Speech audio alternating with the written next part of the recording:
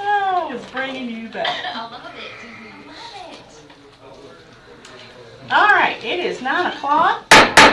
We are live. We will call this meeting to order at the Boyle County Fiscal Court, November 26th, 2024 at 9 a.m.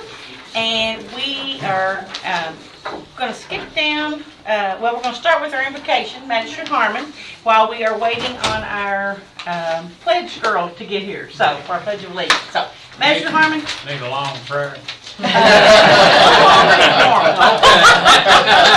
Long prayer. Let's pray. Father, we thank you today for this day to be in a place of opportunity to serve you and to serve our community.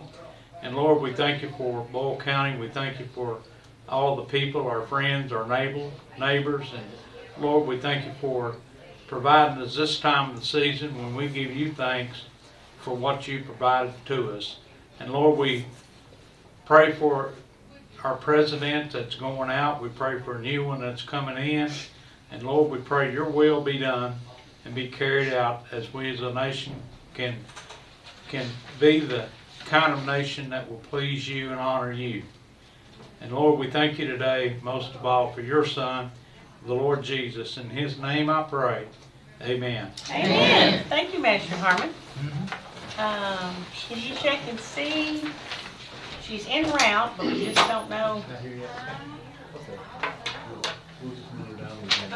We could have Steve Not do here the yet. Okay, that's national fine. anthem.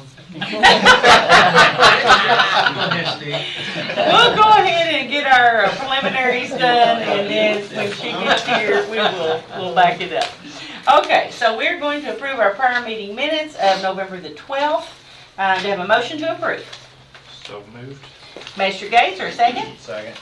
Magistrate Sleeper, any discussion on the minutes?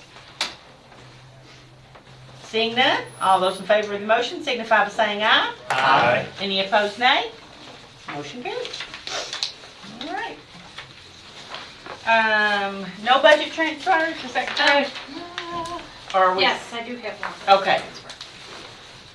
I have budget transfer.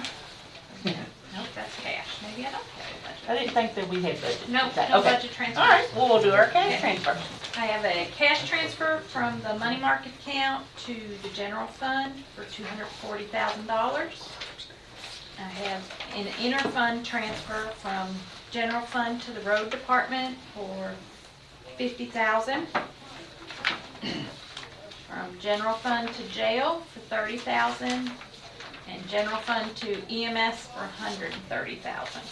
Okay, do we have a motion to approve the cash transfers? So moved. Second. Magistrate Sleeper and second by Magistrate Bodner. Is there any discussion on the transfers? Seeing none, all those in favor signify by saying aye. Aye. Any opposed, nay? Motion carries. And approve the bills. Miss Elena. Good morning. Good morning. Alrighty, in your bill packets, you will see a total amount of bills to be paid for $358,710.56. We're going to add a central bank payment to that for $279.10. That's going to bring your grand total to $358,989.66. That is quite down from last time. Way down. You know, we had 3 weeks between meetings last time. So. I know it's just 20 cents, but did you say the first number, 358,710.76? 56. Okay, on here it says 76 on our, That's what On mine the says too. packet. I thought maybe you updated I'll go back it. and look at it. because I know how hard it is to find A penny. cents. Yeah. Yes, it's terrible. Yeah. Just I go back and check. All right. But the total that you are asking for is $358,989.56. 66. 66, okay. 66. Okay, have a motion to approve the bills? Make a motion. Magistrate Bodner, is there a second? Second. Magistrate Gay, any discussion on the bills? All right, all those in favor of the motion signify by saying aye. Aye. Any opposed, nay? Motion carries. Thank you, ma'am. Thank you. Good job.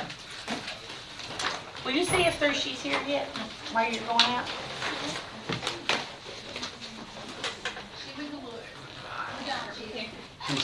All right, awesome. Yay. with us today Abby Pennington, and I'm sure the parents want to come in. Yeah, all right. Abby is a sophomore at Danville High School. She is also the daughter of Heather and Vince Pennington, and Abby just earned first place in, I'm going to say this, extemporaneous speaking at a recent forensics meet. So congratulations, Abby. All right. And if you all will stand, we will have Abby lead us in our Pledge of Allegiance. I pledge allegiance to the flag of the United States of America and to the republic for which it stands, one nation, under God, indivisible, with liberty and justice for all. And Abby, we have a certificate for you in recognition of leading the Pledge of Allegiance to the Fiscal Court this morning. Thank you. Yes, ma'am. And we're going to get a picture. Okay. Yeah. You hold your certificate. Here we go. Thank you. Thank you so much. Thanks for coming. Thank you. Yeah. Thank you all. Thank you. Thank you.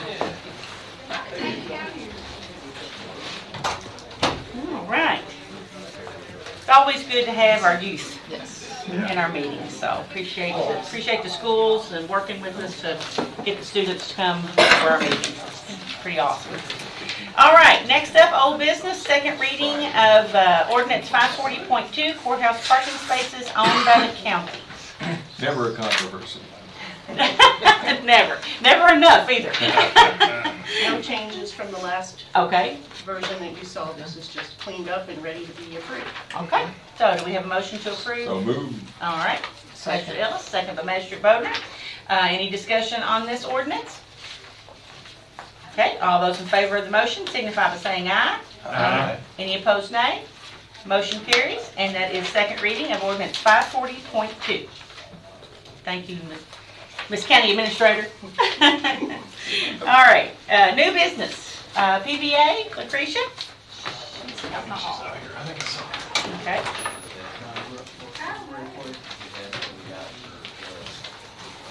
Good morning. Hi. I've already Good morning. announced you. Thank you. I'll keep it short and sweet. I just wanted to present, we had the PBA office, our fiscal year 23-24, and agreed upon procedure audit, and I think I had left that in everyone's packet there. Just wanted to let you all see that they do put it on the auditor's webpage, which is on my website, if you ever want to go see all of that, but no findings, so again, we'll Awesome. keep up the good work to keep everything going, so. Well, you all do good work, and Great. lots of time it's work unnoticed. So thank you for Same what to you you do. Same to you all. Thank you. All right. Happy Thank you. Thanksgiving. Court acknowledges. Yes, thank you. All right. Next up, United Way, Stephanie Clemens. I hope to keep mine just as short as sweet. Hopefully won't. So I passed out the packet so I didn't have to go over everything, but I wanted you all to know that the first sheet that you have some of our outcome measurements on there, so I wanted to share that with you. I usually come and do an annual update, and usually we do it like in January, February, but with cold weather coming on and a couple things I wanted to share, we kind of moved it up a little bit, so thanks for letting us come. I don't blame You also have our community partners. We have just finished this process. If anyone would like to be on the allocation process, we would be more than excited to have you. This year, we took about 40 some odd volunteers, thanks to Trilly for being one of those volunteers. All the funding that we raise is allocated through this process. It's an arduous process. We don't apologize for it because these are donor dollars. We don't receive any state, federal, or local income. It's all donor dollars. And so Trilly, thanks for sitting on that and doing an allocation process. Yes, ma'am. My pleasure. I'm not going to go over that process, but you do have something in your packet that shows what that looks like in case you are curious. Just to update you too, United Way is still providing all of the books for our book vending machines in all 4 of our counties. The sad part is we only have book vending machines in 2 of our counties. Even more sad, we still don't have them in Junction City or in Boyle Elementary. So that is on our, hopefully our list to do. They are expensive, but they are also super effective for getting books into kids' hands, all kids, not just those that are without books at home. So we will continue to work on that. Dolly Parton Imagination Library is also something we continue to help fund and serve as fiscal agent for. And we are very proud of that and love the fact that, in fact, I think Parks and Rec has a big play in that too. So congrats to Amber for helping with that. But that's a really a community effort. And just so that you know, we have lots of great participation in Boyle County and looking to even make that go further. And then the last thing I want to share is we are providing, the dry bags are left over from one of our events, but they are dry bags. We've done quite a bit of work on the homeless situation here in Boyle, Mercer, and Lincoln Erie. But specifically in Boyle, thanks to Steve, a task force was developed. From that task force, a board has formed, of which I serve on that board. But we are now ready to open that up to all the task force members that want to join committees for that, and they have been invited to do so. So hopefully now this will be a working committee. United Way will provide these life-saving bags for homeless. We provide them to all of our sheriffs to keep in the trunks of their car, as well as the city police. They have a life-saving sleeping bag in them. Will hold 90% of somebody's heat down to 30 below. It would keep them alive. It's what the extreme hikers use when they go out, and that looks like this, as well as some body warmers and gloves and some other things. But just so that you all know, we are working on early literacy. We are working on homeless. We are working on workforce development. We have a lot of things in the air. I didn't mention Debbie is with me, so your entire United Way staff, minus our .5 contract person, is here, ready to serve. So any way that we can be of a help, any kind of gaps that you see in our community, we want to help fill those gaps and meet the needs of our community. So thank you for being supportive, and thank you all for being supportive of the homeless situation. That is not the case in all counties. So a lot of counties the efforts are being fought by city and county, and you all are supportive of that, and we appreciate that very much. I went to a homeless meal, and 6 churches came together to get the meal ready. But we found out a lot of things we did wrong and what we're going to improve on. Nobody showed up, but it was already dark by 5, and it's hard to get homeless people to come down to where the church was.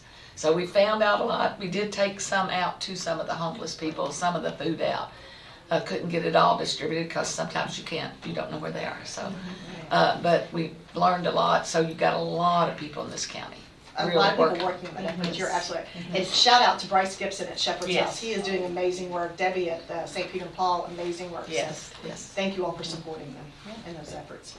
Any questions about any of the partners, anything that I passed out? Or I just want to say thank you to United Way, you and your staff and your .5 that's on here. You all did a tremendous job, and doing the allocation process was very enlightening, and I really learned a lot about what goes on through United Way to help people in this community and the surrounding communities that United Way serves. So thank you for the work that you do. Absolutely, and we would love to host all of the county officials, if you all would like to, for a Bridges Out of Poverty training. If you have never been through that, it will change your perspective of people from different socioeconomic groups. So, and that's a free service that we provide as well. So if that's something you all would like to do, we would love to provide that. I did that recently, and it really is an eye-opening event. So yeah, I encourage anybody that wants to do that. Do you accept crazy ideas for fundraising? Absolutely. 100 years ago in my Blue Cross career, I posed to the CEO a crazy idea, and he turned me down, so I went to the exec VP, who was more amenable. Oh, yeah, thank you. We had, if you know the old Blue Cross building at Hurstburn I-64, we had all the parking in the world, and we had a yard sale. And we raised over $3,000 in one day because our 2,000 employees brought whatever they had. I'm so glad you brought that up. So we do the Laugh United in the fall. And so this year we are asking that anyone that would like to, that gets a gift this Christmas, if you're thinking, not so crazy about that. Re-gift. We would love for you to donate that to United Way. Obviously we would like it to be new, and then what we do is we have envelopes that we sell at our Laugh United with secret items in it. And so if you get a gift this Christmas that you're not thrilled with, call me. Drop it off. Let me know. And you'll be real discreet about it. I'll be real discreet. No, let me know. I'll take your name off of it. So, yeah. Thank you, Stephanie. Thank you. Oh my goodness. All right, Boyle County Sheriff. He waiting in the hall, maybe? Mr. Doorkeeper. Boyle County Sheriff. Hello. Good morning. Good morning, everyone. So you all have the quote in front of you for Yes. what I'm hearing? Okay. Mhm. So at perfect timing, I got a wheelchair note on my desk this morning when I got in. So what this is about, there's a Attorney General Russell Coleman and his group came up with an awesome plan to try to make sure that every police officer, deputy sheriff in the state of Kentucky has armor, bullet resistant armor. So we applied for the grant that people in our office that usually lasts about 5 years. This is what they recommend you to get new. So they came up with that grant. Chief Deputy Lyons put in for the grant for 8 vests, and we apparently got approved this morning per Wiltshire for the.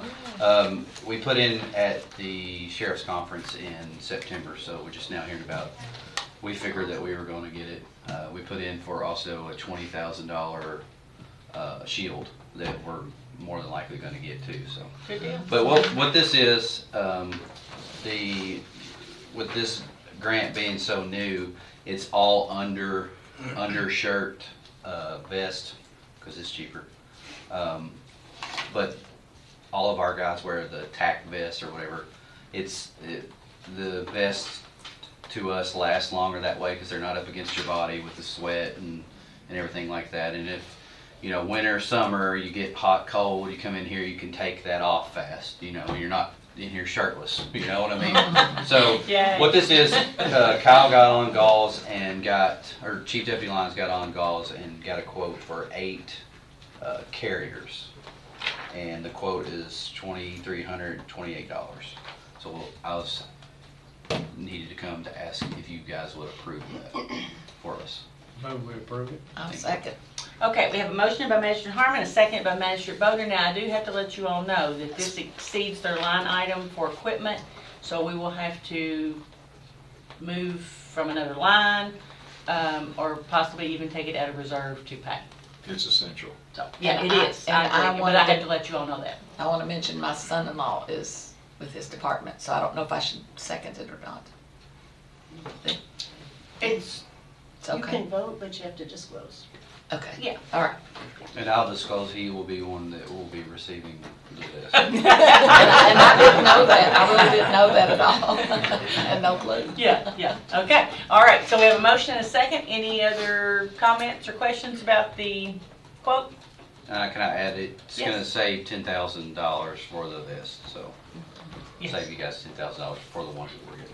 Awesome, yeah, and thank you for doing that, appreciate that. All right, all those in favor of the motion signify by saying aye. Aye. Any opposed, nay? Motion carries. Thank you all. Thank you. I'll be outside. Okay. Thanks. Tax season, I'm Yeah. in the middle. Okay, all right. All right, next up, Parks and Rec, Tommy Barton. Welcome. I got a little one sheet handout. The whole slideshow. Thank you.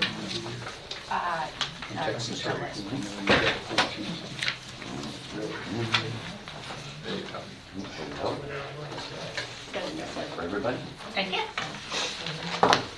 this is kind of so we don't have to go through the whole slideshow. Okay, So it's kind of awesome. one Thank sheet, you, make it a thank little you. simpler. That's totally next one for Jason. He's not Yes. here. Okay, thank you. What I handed you out was kind of a one sheet, so we don't have to go over the over hour and a half slideshow that the Parks Committee went through.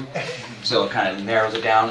And I noticed Jason's not here, but he was at that Park Commission meeting, so I think he's pretty well informed. Julie was there also. Again, I'm Tommy Barton, Parks and Rec Director for Danville, Boyle County.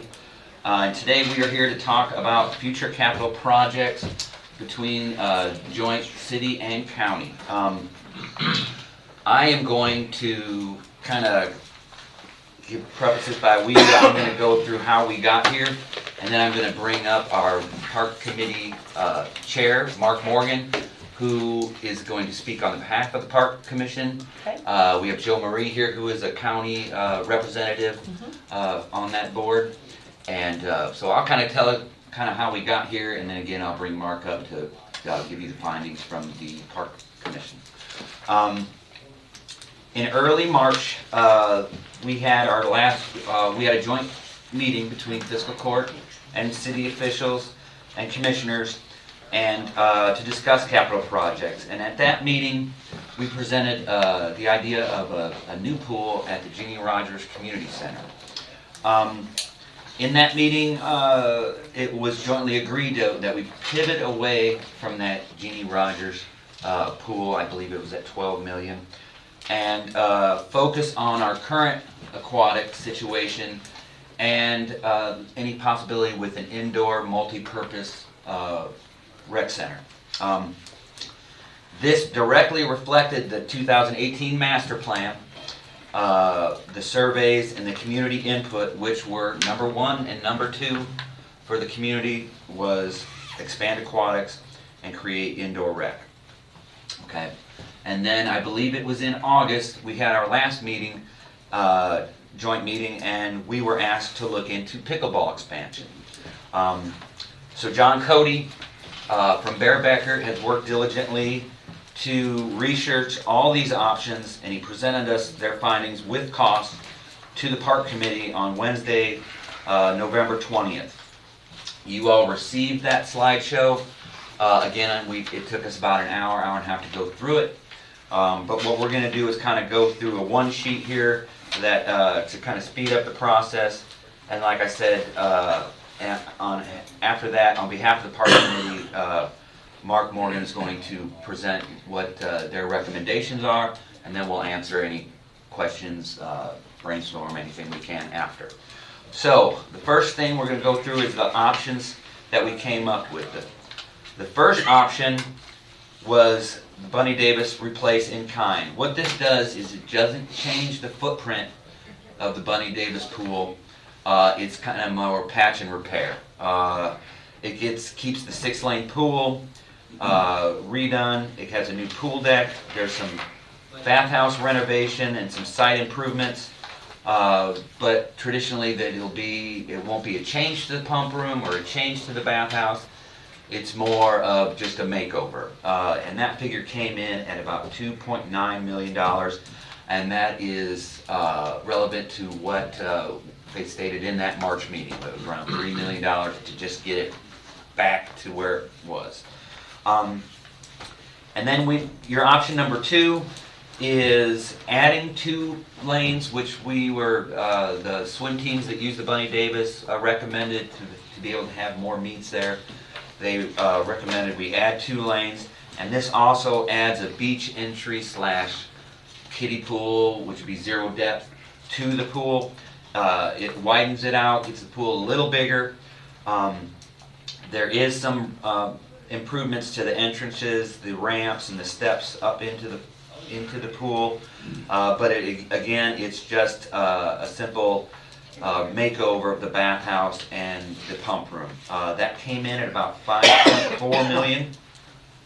If we wanted to reorganize and redo the whole bathhouse and pump room, they estimated that would add another $1.5 million.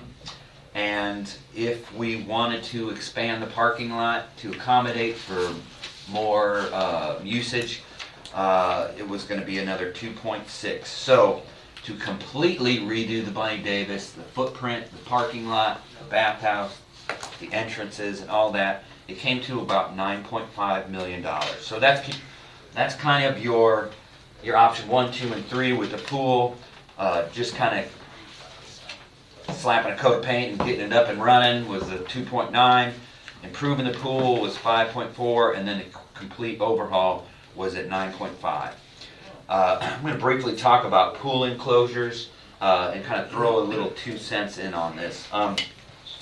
We talked about doing a pool enclosure, making it so it could be open year-round. We could swim in the cold months, and hopefully it would provide more people coming, expand revenue and such. But what we came up with this is a temporary pool enclosure, which is, if you want to envision it, I kind of think of like a swap meet or a farmer's market. These are kind of like the tents that you put up at those. But obviously it's $1.9 million for that. Now I'm going to preface this with, because it's an old building, already construction structure, none of these options can actually connect to the building. So say you wanted to have the enclosure connected to the bathhouse, so you could shower, change in your swimsuit and come out into the pool. None of these can do that. So this option is you have to go outside to get inside the pool. Does that make sense? Like a So- standalone. Yeah, it's standalone on it. And we were informed that a temporary structure, you have to take it down. You cannot leave it up. It costs $50,000 to pay to have it taken down and reset up every year. So that option, I don't know. A permanent cover on the pool was 2.6. This would be a structure that you cannot take down. It would eliminate the outdoor pool effect, making it an indoor pool. And then the granddaddy of them all, which is a retractable pool cover, was 3.7. Again, I want to preference that is even in that cost, you still have to have a standalone cover over the pool, not connected to a building. Okay? So go on into the indoor rec. These figures were kind of established using a template of the indoor rec center that I recently constructed at my previous job, which was a four multiple courts that were able to change from basketball to volleyball to pickleball, archery, futsal, which is indoor soccer. 4 courts that had separate curtains so you could divide them off. It had meeting rooms, offices, party rooms, such like that. So that was what this was patterned off of. And with your site work, your building, it came to $12.9 million. And as we talked, last time I was here, we talked about outdoor pickleball. We would also like to add outdoor courts in the vicinity of this rec center, and an outdoor basketball court, do a skate park expansion, which brought it up to 3.7. This would provide, for the picklers, this would provide 6 outdoor courts, and the indoor facility would actually be able to make 8 courts. So, Do you mean 13.7? Yeah, you said 3. oh, I'm sorry, 13.7. I was gonna say that. Yeah, well, Dale will take it. Okay, so that would be an indoor standalone building, and the site we were doing this on, if you know Millennium Park, it's where the skate park is, kind of that big open area where it's kind of a hodgepodge of basketball courts, skate park and volleyball. It fits right in there. So after we kind of went through the Bunny Davis and the indoor rec, I asked John, I said, let's kind of think, not really outside the box, but let's look at this another way. Why don't we try, let's see what we can do to put them all together. This is an indoor rec center, 4 multiple courts, and a pool in one building. So that number 5 option on that is an indoor recreation center with an aquatic facility that is enclosed, so it's not an outdoor pool. Kind of all bang for your buck. One facility, that came to $21.6 million. And then option 6, which was very intriguing to me, this is the same thing, an indoor recreation center with 4 multiple courts and a retractable aquatic facility. So that's the granddaddy. That's the actual retractable roof that would open up, and you'd have an outdoor pool. And the caveat with this is, because it's new construction, it can be built into the structure. It does connect to the building. So if it's winter this time of year, the pool cover's closed, the locker rooms are inside the building, you're not going outside to get into the pool, it's all in one. If that makes any sense. That is the option. And of course, we wanted to add the outdoor pickleball courts also, outdoor basketball court, and skate expansion, which adds $725,000 to that $1,900 total. Okay, those are options that we all reviewed. I also want to add a current state that we are in our basketball program that is just beginning. We have In all of Boyle County, we have 61 basketball teams registered, signed up, and we have 10 cheer squads. What's the age? Age down. from kindergarten to seniors in high school, so all ages. So if you want to do some quick math on that, that's 61 teams. If they're playing twice a week, that means we have to find sites to host 61 games a week. We currently do that at the Ginny Rogers, which we operate, and we kindly partner with the school districts to use some of their facilities for those games. As the school, and this is no slight to the schools because they are serving their constituents. There are so many, as when we all grew up, there was very few sports. Now there's archery, there's dance teams, there's bowling teams. They are having to use their facilities to house all of their programs. So we are losing gym space to this problem. Just this year, we've been informed from Junction City, we were able to use the elementary school six nights a week. We are only able, which was Monday, Tuesday, Wednesday, Thursday, Friday, Saturday, we are only able to use that gym on Friday and Saturday. So we lost 4 nights a week there. We used Tolliver, and we used to use Tolliver 6 nights a week. We've lost a night at Tolliver. We used to use Woodlawn 5 days a week. So this year we were informed we've lost 2 nights. We were only able to do Tuesday, Wednesday, and Friday there. So we are in desperate need for gym space. So it is time to consider some of these options. The way this, if we were able to have an indoor recreation facility like this with 4 courts, what that does is 61 teams, 2 nights a week, we would be able to do that on 2 courts in the multi-purpose rec center and at Jeannie Rogers. So we're using 3 courts a night. What this does is it leaves 2 courts open to the public at all times. So what that means is if we're running basketball games from January through March, we are able to still say we are open to the public.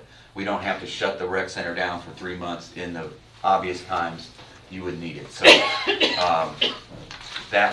that is how that would be operational and still serve the public. Tommy, are you using Jenny Rogers for any of the basketball now? Yes, Okay. it's How many every night. Every night, okay. I 3 didn't have- nights, 3 games a night, every weeknight, and then we do 6 on Saturday. So 6 nights a week for Jenny Rogers. 6 nights a Okay. week, Jenny Junction Rogers. City 2, Tolliver 5, Woodlawn 3, and Jenny Rogers 6. Right, and then we also do Perryville. Perryville is the only school that didn't change our nights, so we use Perryville all the time. 6 nights? Yep. Okay. So with that said, I'm going to introduce Mark Morgan, who is the board chair. They diligently went through all these numbers, had a great discussion on Wednesday, and he's going to tell you what their findings and recommendations that we actually presented to the Danville Commission last night. It was well received, and as partners, we're presenting it to you also tonight. Thank you, Tom. Appreciate it. Thank you. Good to Hello, see Mark. Good to see you all. Thanks for having us. Jason, Magistrate Cullen, was at our meeting last week.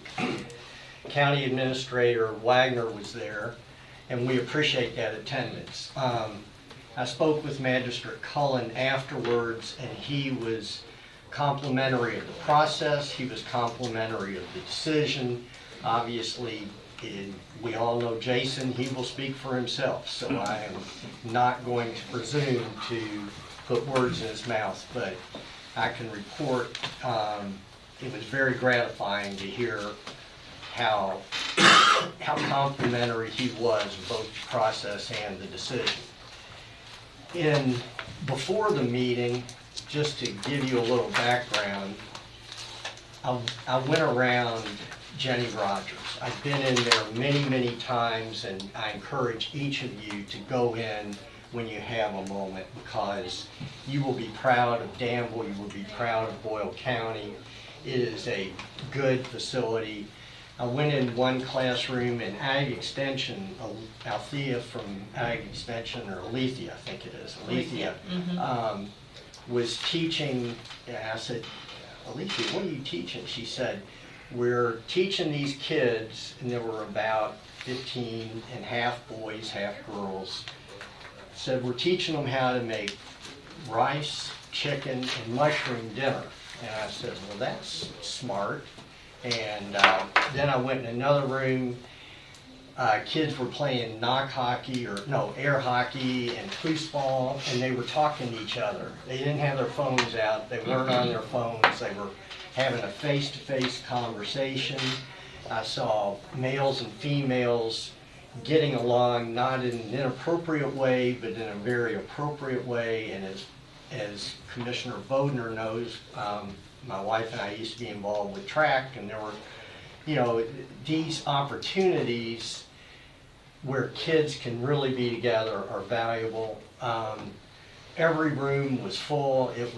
There were kids doing art. There were kids playing basketball. It was just really good. So that's the type of things that Parks and Rec are bringing to our community. That being said, I think that explains why I've been willing to volunteer to be part of the Parks and Rec committee. And we're talking, you may recall, July 1st, 2020, the Parks and Rec committee was formed by a memorandum of agreement between this governing body and its sister body, the City Commission. And under that, the committee was formed. And we were tasked, many of us used to be on the Parks Board, and we were tasked with advising you. We're a conduit, we're supposed to serve as a conduit to allow you, when you have to appropriate your funds or bond your funds or take any step for a capital improvement, we're supposed to provide you with, in a shorthand way, the community's will regarding that project. So we take that very seriously. And when you look at the makeup of our committee, it's 7 members, then we have half county, half city, and then I'm joint. I'm appointed by both and serve as chair. We draw from different demographics, and if you notice, I'm the oldest person, which isn't, at my age, that's not hard to be. And there are some younger people who are younger than our 3 kids.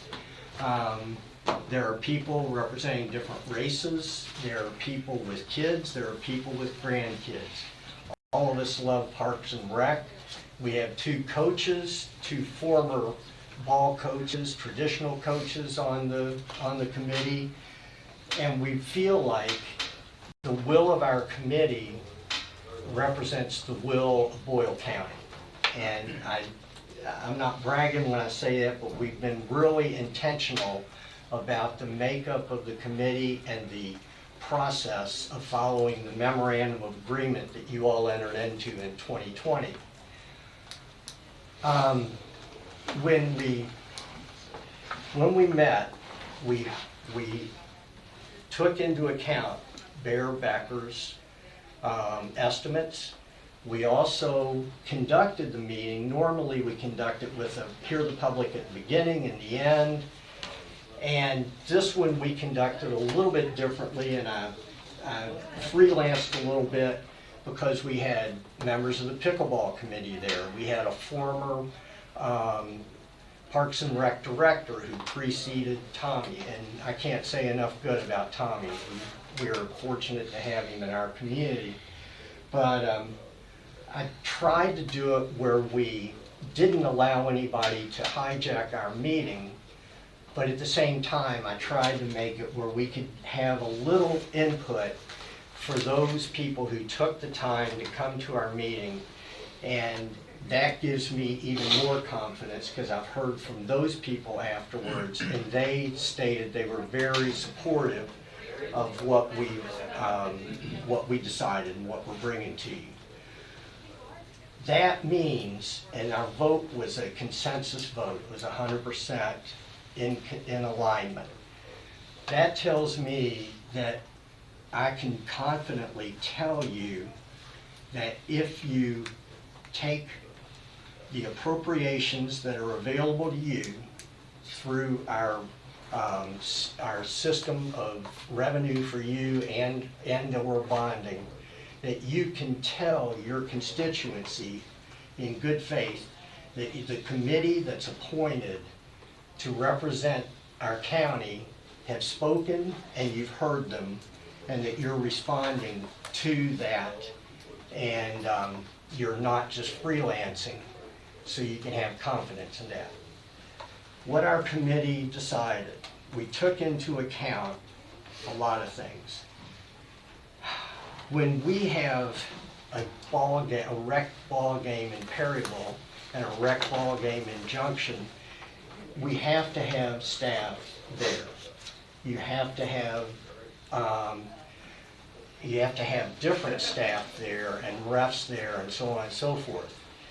If we had a consolidated indoor rec facility, then you could have a staff member and refs, and they could cover a lot of things. You get economies of scale and efficiencies. And I know from running a business in Boyle County for decades that your capital expenditures, I always made sure that we spent money on capital expenditures. Everyone in our office had the best we could buy. We were ahead of the curve on spending money on capital expenditures if it increased labor efficiency. And labor is where you can see money disappear inefficiently if you don't have the right capital to support them. Right now, Parks and Rec is spread around, and that is appealing in some ways because it gets us out in the county, but it's very inefficient long term. So the committee took that into account. The committee looked at all the numbers, and a lot of us, I know Joe Marie was present and Joni and I were when the Agora Club was built, which is now Bunny Davis, and Tim and Margaret, most of you know them, built that with about a 10-15 year time horizon in mind for that. And it's to your credit and the City Commission's credit that it's still functioning at a very high level, and it's very good. I hear a lot of negatives about the Bunny Club, but it's very good.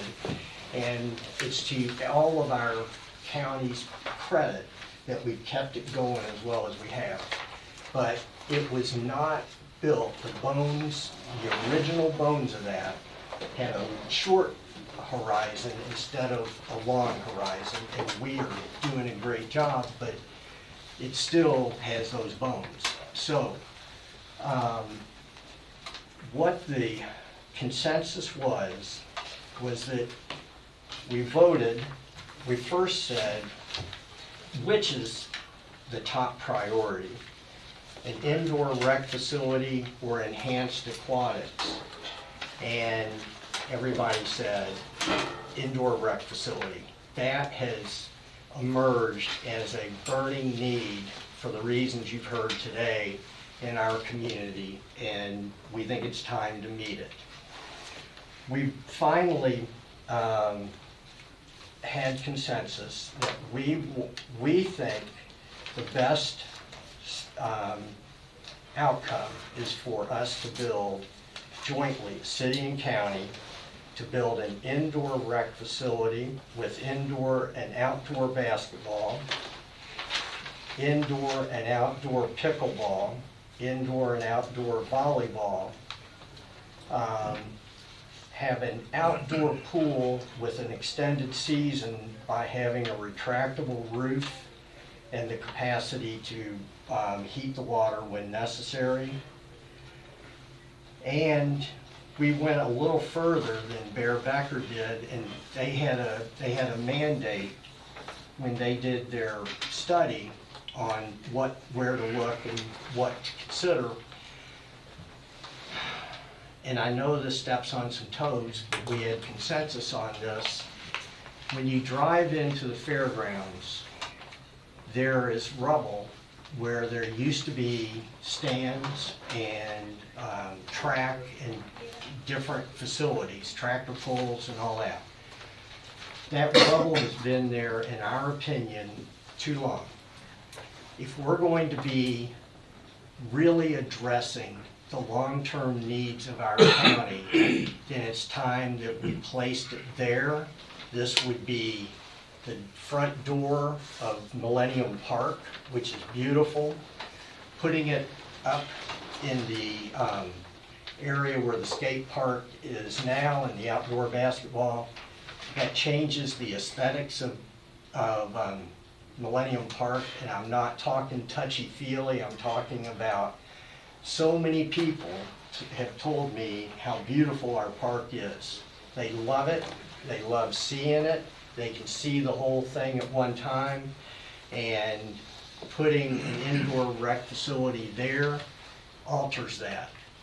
Putting it at the fairgrounds where the rubble is and addressing these needs, that this needs to be dealt with anyway at one time, makes a great deal of sense to the committee. We had consensus on that. And Now, that's the land that the county owns. well, what we thought, the county owns We own White's Park. You own White's Right, Park. Right. The majority is So I'm not. trying to And understand where you're putting city. it. And you own half, jointly, not half, but jointly, the footprint of Millennium Park. Right. The fairgrounds. But the majority of the fairgrounds is owned by the city. That's correct. And we think that we need to, it's time for us to come together. This is what the committee decided. It's time for us to come together and become one Millennium Park. White's Park, Fairgrounds, Millennium Park should all be jointly owned. You all, we prevail upon you as leaders in our community to rise up and do that. Meet that challenge that you've appointed us as a committee to say what your constituents want, and we're telling you what we want. That's what we want. You all work it out because you're the leaders, we're not. Well, I just want to say thank you to the committee for coming up with recommendations. I know it's been a lot of hard work. You can tell by all the detail, the numbers, that you all have looked at each and everything and considered each and every project. So thank you to the committee for doing that. From what you read a while ago, which option is the committee? 6 and 7. 6 and 7, okay.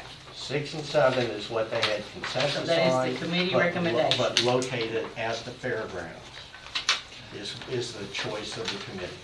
Okay, have we had any consideration to apply for grant funding? Have we had any consideration of bringing community partners in? There's a lot of consideration for community partners. Okay. Obviously, the hospital's been considered, and Tommy has a history of getting sponsorships in his work in Muhlenberg County, and he was successful in that, and travel ball, and making this more income revenue generating. Mm-hmm. There are a lot of options for that. That was beyond the scope of the work of the committee to address that.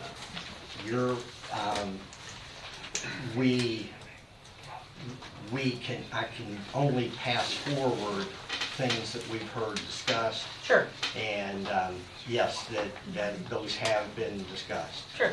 Master Gay. Thank you, Mark and committee and Tommy and everybody and John and your crew for all the work that's been done on this. I guess being officially now old enough, I used to be the young guy in the room, but I'm gaining on the old guy in the room. Hey. Except for Tom. I see us being pretty much where we were when we needed to do Millennium Park. And being an old guy, I was there for that as well. And so it's time for this community, and I think this community deserves and wants this next step in Parks and Rec. And our Parks and Rec group is doing everything they can, putting Band-Aids on as quick as they can to keep us where we are. Going. And to have as many teams and young people participating is amazing. And I think with the resources, they can do more. All that said, I do think that we really need to explore what all the funding options are, meaning everything from, I know we're limited and the laws are against us in some ways, but everything from a restaurant tax to Parks and Rec as a taxing district to, a vote similar to what they had in Lexington.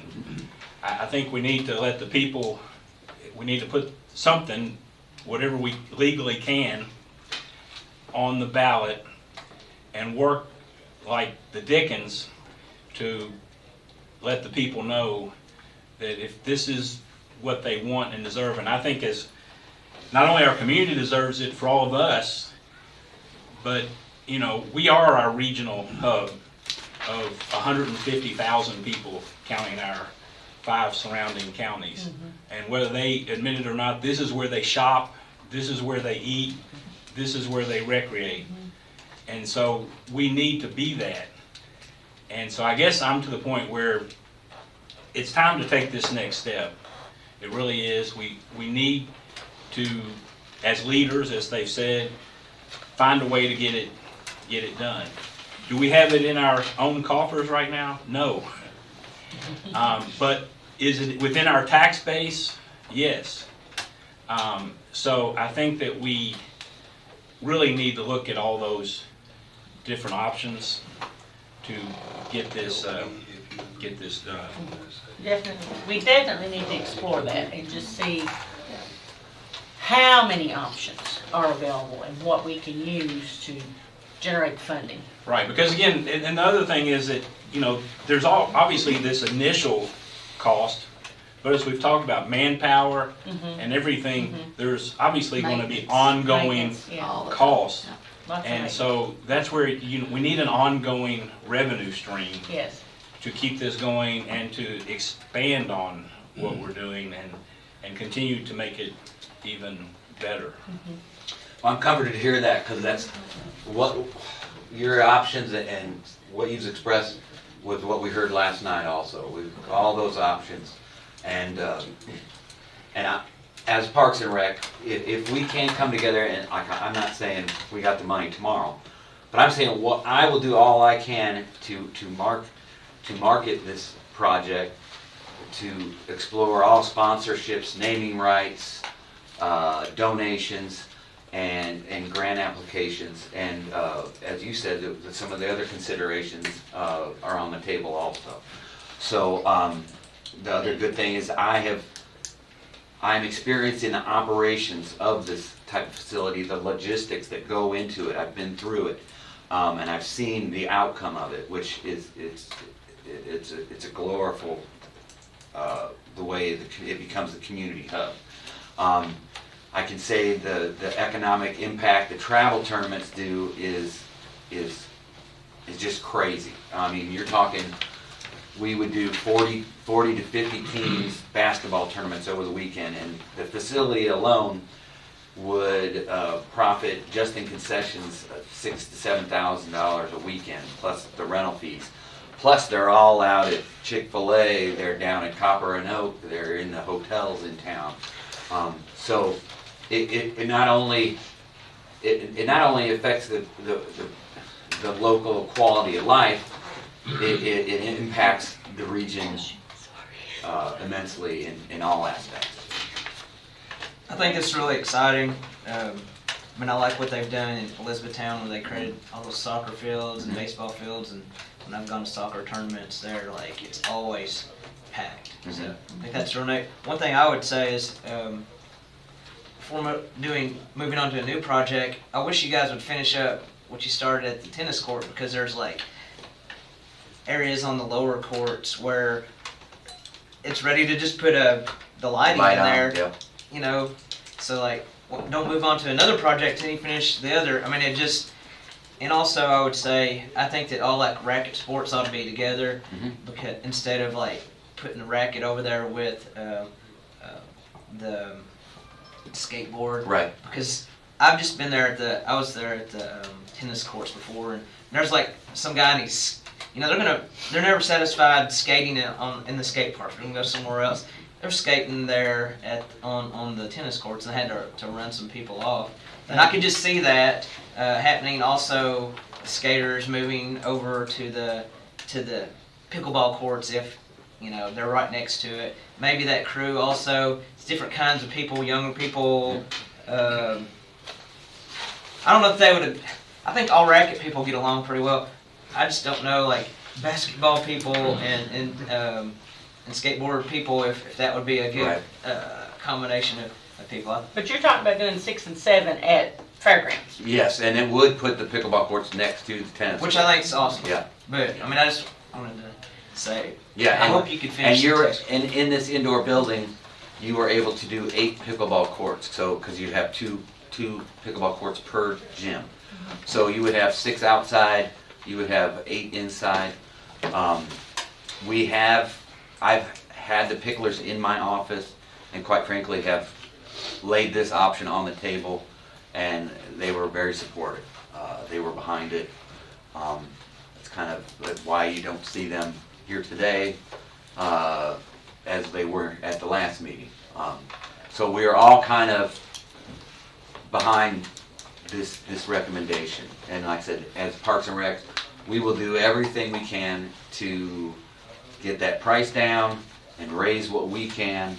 The initial steps we were talked about last night, the city kind of throwing some options that we need to do some research, we need to look at some, we need to get a plan of action, and as the mayor says, we won't get those donors and sponsors unless they know we are committed to see this project That is through. true. That is And as they say, it takes money to make money.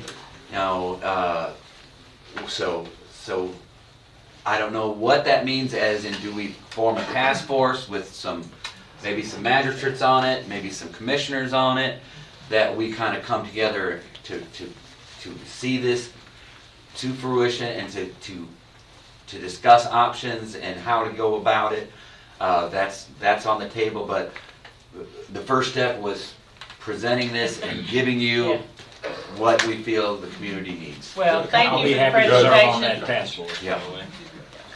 I don't think I we're will too. ready to dismiss this. Master Ellis. This is gonna sound like a contrarian view, and I've been at many of the meetings. I'm Yes, you chair of have. the We jail committee. appreciate that. Thank you. I'm chair of the jail committee, and our deficiencies there are glaring. I almost hate to say that and put it on the record for the consequential issues that could come from that. But we're going to be spending a tremendous amount of money to update our jail facility. Our convenience center relocation of, not the centers, but the actual works of what we do once everything's brought in is going to be expensive. Our public works is going to be moving. We're talking multi-million-dollar circumstances that we face. One thing, Tommy, that you said is kind of fascinating to me, and I hope you can reconcile this issue. If it takes courts all over the community right now to play 61 teams of basketball, would this accommodate 61 teams of basketball? Absolutely, absolutely, and it would still have room to be open to the public. That's helpful. 2 of us have constituents who would be anywhere from 8 to 16, 17 miles away. We have extraordinary gyms in those very places that you're talking about that are being used, and there's a balance between the cost of staff and recruiting referees, which is getting harder and harder every day because of discipline problems, which I'll acknowledge. But to move kids away from down the block, 2 miles away in Perryville, for example, in my district, and similar in Junction City, to having to find a way from the other side of Junction, from the other side of Perryville, from the other side of Forkland, of those 9,000 plus constituents, that's a significant concern to me There's as kids well. that I'm gonna counteract that, Tom, because I want you to. what also you have is you could have a kindergartner playing in Perryville, and you could have your 5th grader playing in Junction City, and there's no way you can be at both places at once. At this facility, they would all be at it, so you would be able to. I've seen it happen. I've seen it where a dad is sitting between the 2 curtains and he's watching his kindergartner at this court and he's watching his 5th grader at that court. So there's pluses and minuses all over the place, but that It's just not kids from those communities that are playing in those schools, though. You got No, Danville correct. kids coming to Perryville. Yes. You got Danville kids going to Junction. Yeah. It's Right. not just those kids in those I communities. understand. Right. And I appreciate that, and that is very helpful. And Forkland kids, you know, The so it's all the overriding same. issue, and with the greatest respect in saying this, I would wager that the vast majority of the public, while you're getting good feedback and you were open to the public being at the meetings, the vast majority of the public probably has zero understanding that we're talking about a 1 million, a 2 million, a 3 million. No, take everything, and I'm always looking at the high end of things because I know I've built things in the past, and you're looking at somewhere between 20 and 21.8 total $1 million, when community folks are going to be surprised when they hear $2 million. A couple of And a jail. Judge, if I would like to say that I would be more than happy to serve on a task force with members of our other governing bodies in endeavor to explore what all of our different funding Right. options are. We're not ready to make any decisions today. Correct. This is just the committee coming and giving us a proposal and what the committee has voted on that they think would be the best route for city county to go forward. This body asked us to make our recommendations and find out and assist you in finding out what your constituents, representatives of your constituencies want. We have brought you that information. I'm confident about that. From this information, layouts, designs, illustrations can be produced, and I've raised substantial money in the past to assist Boyle County schools and different reasons. And it's always easier if you have a well-designed plan with some sort of campaign illustration and diagrams than if you are just using words to paint something amorphous that everybody interprets differently. And now we've tried to bring you something concrete. I want to also quickly share that when Tommy was in Muhlenberg County, he had a contractor who came in substantially lower. That contractor has worked in Bowling Green, that contractor has worked in Lebanon. So finding, it's not just a matter of the highest, it may be a matter of competitively bidding this as well as fundraising with a campaign that's tangible and concrete. So there are a lot of, we're just delivering so you have the information so you can confidently say that you voted for your constituents. My We can fondest take dream this. would be that we could accomplish this. I like that we've brought an exact plan, we have Thank you. accurate numbers, and I like the idea, we know we need to move forward somewhere. I'm not willing to say, let's put a tax and start supporting this. I think we've got to go all the other routes because young families are really taxed to death. But I know it's a health issue. Also, what people don't understand is if we're going to make America healthy again, we've got to these are some investments we need to make, which will maybe keep them out of the jail system. And, there's lots of advantages to it. But I am still gonna say, I still wanna see the bike park, and I still wanna see Junction City Park raised up, because those are two really important things to me. And they, this whole thing, this indoor, it's gonna bring revenue in, but we need to reach other areas in the county too. I still have to consider that. I guess, on that, I'm saying again, it would be a referendum tax issue, so the people would decide. Yeah, right. It would go on It the wouldn't ballot. be us, Absolutely. it wouldn't be Right, us no. deciding, No. so it would be a ballot issue that Right. the people would decide on. Okay, I don't want to belabor this any longer. Thank you all. Appreciate you being here, and thank you for your hard work, Parks and Rec Committee, and Tommy, thank you. Thank you for your Good to time. see you all. Thanks for your time.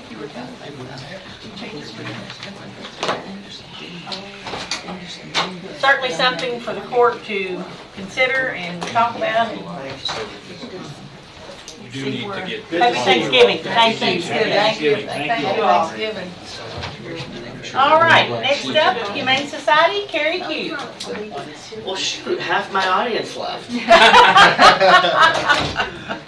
Shall let you win first, shall we? Well, I mean, I would like to say I'm super impressed with these reports. It's really exciting to hear of commitments to making the community better. I'm glad I got to see this today. First off, thank you so much for your time. I've got a 2-minute and 43-second video. Oh. It's compelling. It's probably groundbreaking, and I'm sure it will win awards at some point. All right. Gotta pump yourself up. 2 things to consider while you're watching this. Number 1, there's some really sad, depressing data from 50 some odd years ago. I want you to know, people weren't doing anything wrong. Back then, there were very few outlets and solutions. Euthanasia was really high. So this isn't an indictment on anything that happened in the past. When you know better, you do better, right? So this is basically evolution of the last 52 years. I also want to note that DBCHS is prominently displayed, but obviously we couldn't do any of the things we do without the fiscal court in Boyle County Animal Care and Control. So I think that's important to note. This is a partnership, and it's also a community effort. Everything we see Does our here. IT have the video? Girl, he gave me the different Oh, instructions. good. Okay, I was worried. Mouse. Thank you. Screen. Thank you. Double click. Awesome. Okay. Are we ready? Let's see if I can. You followed the follow directions well. well.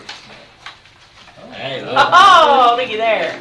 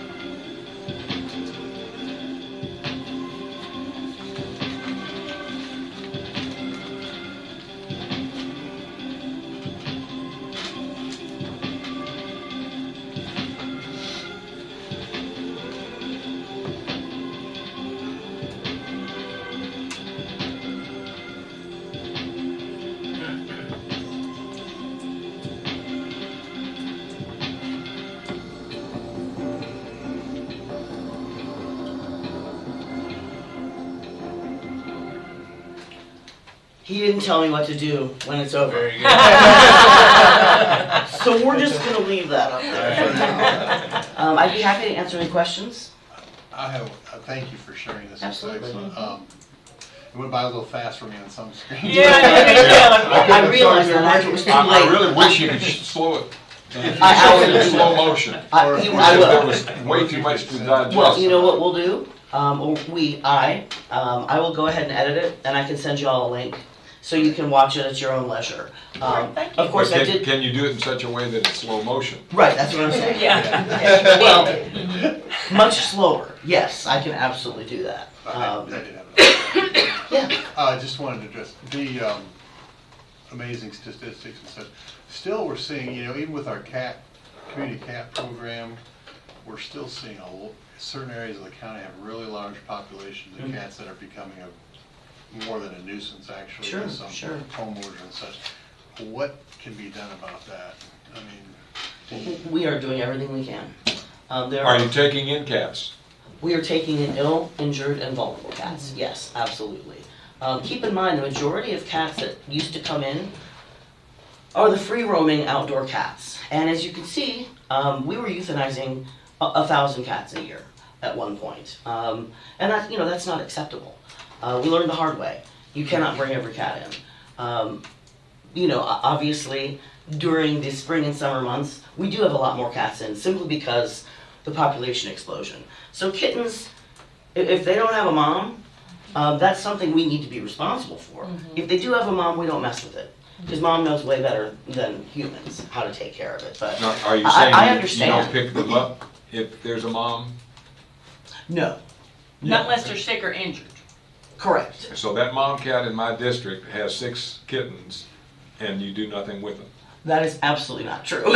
We offer the free spay and neuter service. Now, everybody can't take advantage of it, But which you've is got why we're 6 lucky to have kittens. Cody, who goes to those larger locations. In fact, if you wouldn't care, you can just jot it down and shoot me, some of the places. We're aware. Junction, Paravel. Really, you guys, there's nowhere in our county that doesn't have a proliferation of cats. I would ask what would you, we probably shouldn't get into that right now. Well, no, I'd like to hear what you're going to say. Well, I was going to ask what solutions you might offer. We have wildlife in my district, and I'm sure other districts, that are being decimated by wild cats. Many of them neutered, ear clipped, and back out there in the community.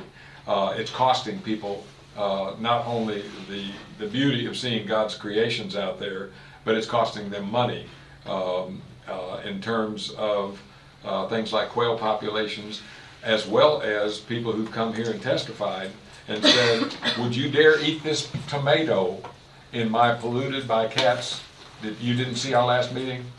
And no one in here would likely eat that tomato. And I'm recalling, and you had a slide about it from the state, and I doubt that they've backed away from this at all, on rabies. I'm recalling 26 kids at Georgetown College loving over a community cat, a city cat, Yeah. Mm-hmm. just loving all over that. And this was back in the day when they got a series of shots in their abdomen. Well, let's go back to the original. What would you recommend? This is not just Will County, y'all. This is the state of Kentucky. This is the United States. There are, I'll have to look it up, but the most recent census, honestly, I don't remember the exact number. The overarching theme there, though, is there are always going to be way more cats in our households, period. There's no way, there aren't fences on each county to prevent cats from, moving around. But truly, we and many other shelters and humane societies have tried all kinds of things and had no success. So I would ask, what would we suggest? My first recommendation is any of my constituents who call you and say we've got a mama and 6 babies, that they're all healthy, that you take them in, and that it's your mission and your responsibility to do something with them. I would counter that with, it is not just our responsibility. We provide spay and neuter services for a reason, because of the pet overpopulation issue.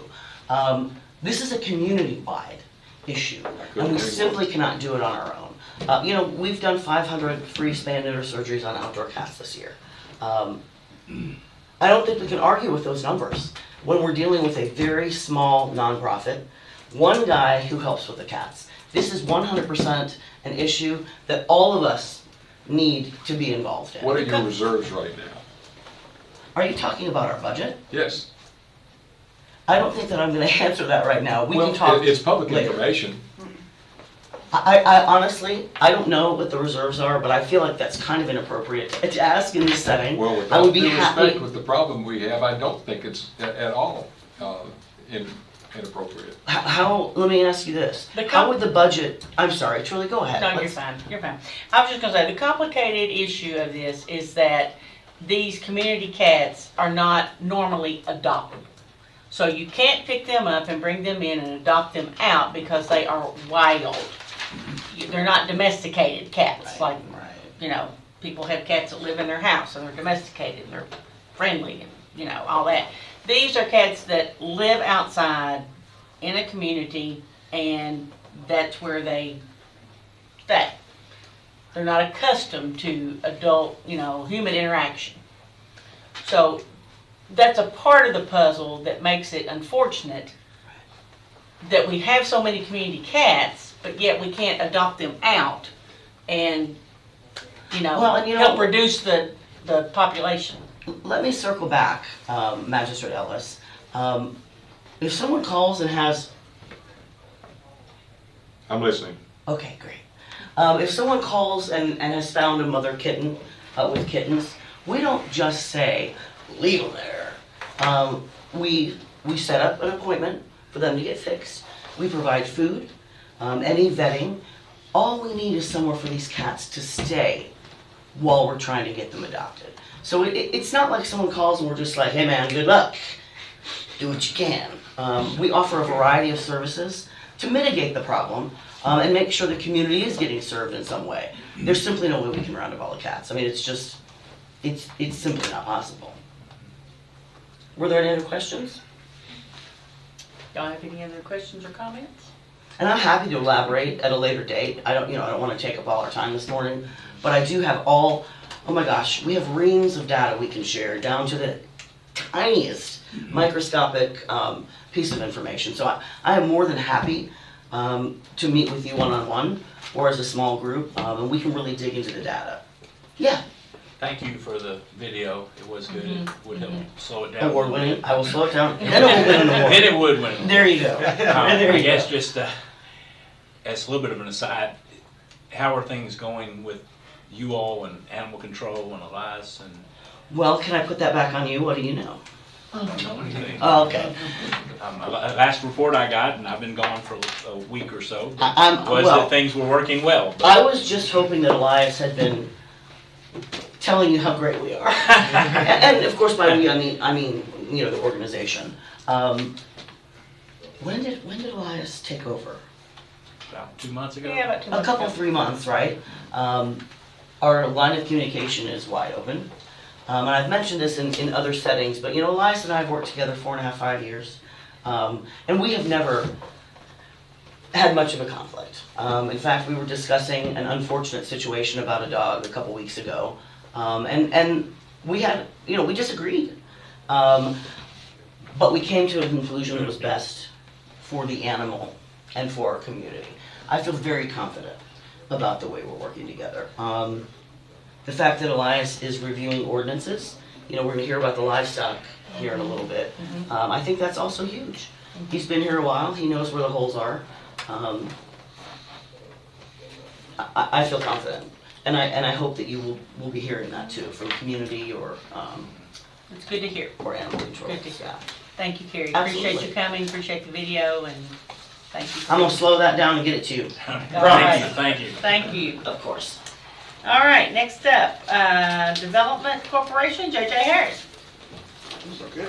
DBC, DC. DB, ABC, XYZ. Hello and thank you. Again, I want to thank the fiscal court and the judge and the staff for their continued economic development support. Thanks, sir. Our agenda is going to be me give you a brief update on our activities. No since we were video? last here. No video, no video. I'll be followed by Harold and then by Josh. They're giving you some handouts now. Okay. And no reference to those. So, one of the big, obviously, the biggest item, economic impact that's going on right now is the announcement of closure of Cody on November 30th. They were laying off 266 people. So September 26th, we did our fall job fair, and we also did an extra. We had budgeted for an extra job fair in our budget, which you guys graciously approved. And then early October, we got the warn notice that the plant was going to be laying off for 266 folks. We immediately went into a rapid response. We contacted the cabinet. We sent an information email to you all as elected officials to know what was going on and how we were going to handle that. And I'll let Harold talk a little bit more about that. But since that time, we've been working with the Kentucky cabinet. We have sent information to 33 of our known site selectors and industry representatives, marketing.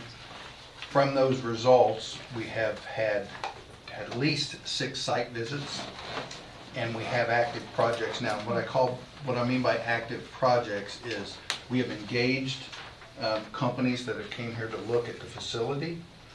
They've toured, we've met with them, we've corresponded numerous times. So one project is Project Viking, that came from the cabinet, and that's an international manufacturing company. What they liked about the area was the readily available workforce.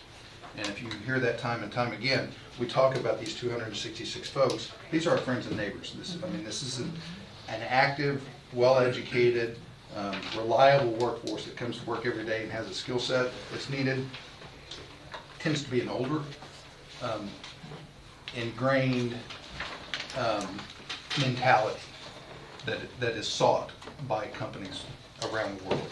So Project Viking is an engine transmission automaker, low emission internal combustion engine and hybrid technology. So this isn't a battery manufacturer, because that might be something different. So this is an international company that would be in the automotive OEM field. The second, Project Thanksgiving. This is local contacts that we have, but they work with another international company that is looking also. We believe automotive. This is a much more guarded project. Third is Project Ozark. This is out of state, but again, local contractor working with a company that wants to come in and hire workforce. They don't need as big a building, but they do need something with specific heights, something 30 feet or higher. The good thing about our 821,000 square foot Cody facility on 327 acres, it has ceiling heights of 37 to 51 feet, which is really sought after. Fortunately, we don't have any facilities like that smaller in our area. So Project Ozark would be a new build, about 80 to 100,000 square feet, and we've been working with the Industrial Foundation and marketing the Pat Ready site. We've got some big box retailers, Project Frankie we call it, that's looking at the area, and then we've got some smaller retail, commercial, and restaurants that continue to seek information and look for different places.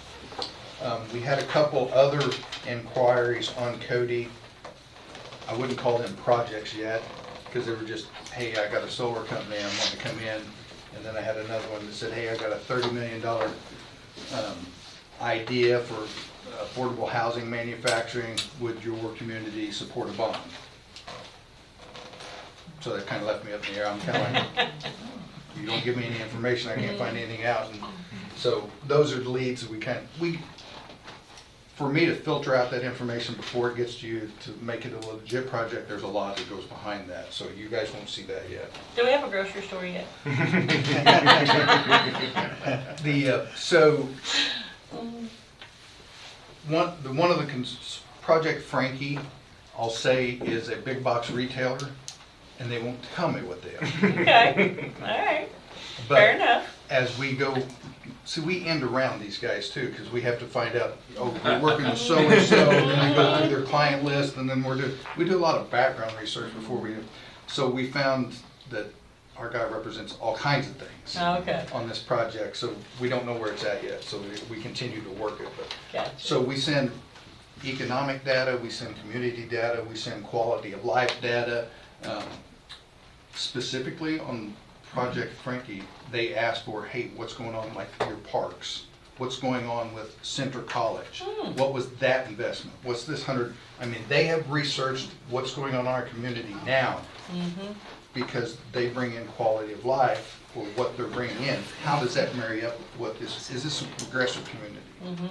Are they investing in themselves? What are you doing? Okay, what are you doing to counteract this workforce that just laid off over here? Is that a trend? So we have to dispel rumors. We have to encourage positive investments and initiatives. And I would say, I'll digress just a little bit. I digress to what you had just talked about, the Parks Department. That is huge. If you were to go the big end, that is huge reinvestment and helps us on our economic development end. And before you do anything, end with us. Thank you. You got to begin with an end in mind. Just as Paula talks about the park, Junction City. Well, give them a project and then rally the troops. That's what we do. So if you decide to go big end, high dollar on the significant investment on the parks, we can rally the troops. We can point to the project boards and say, you'll be repeating what Center just did with Champions Hall. They had 11 conferences. They had 11 teams here for a conference last weekend, filled every hotel.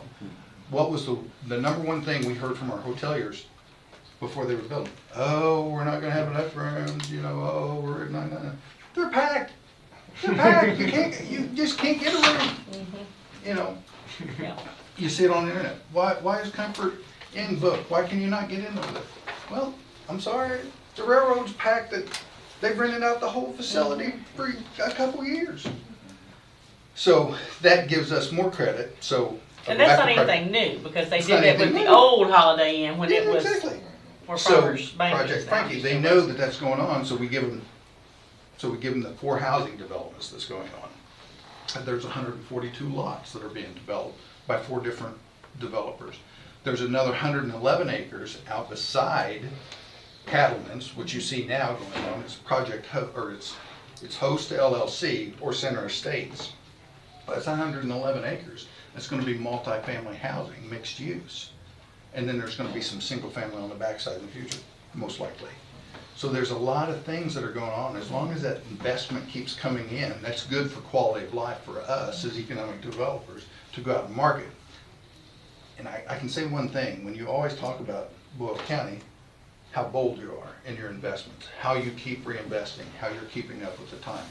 We are an economic hub for all those counties. You know it, we see it, and we see it. And I'll tell you, if there was ever an option for that sales tax to come in and fund some of these initiatives, I'll be the first one to stand up and say yes, yes, yes. Why? Is because those other counties that come here and use our resources and spend their dollars here, they should help pay for those resources.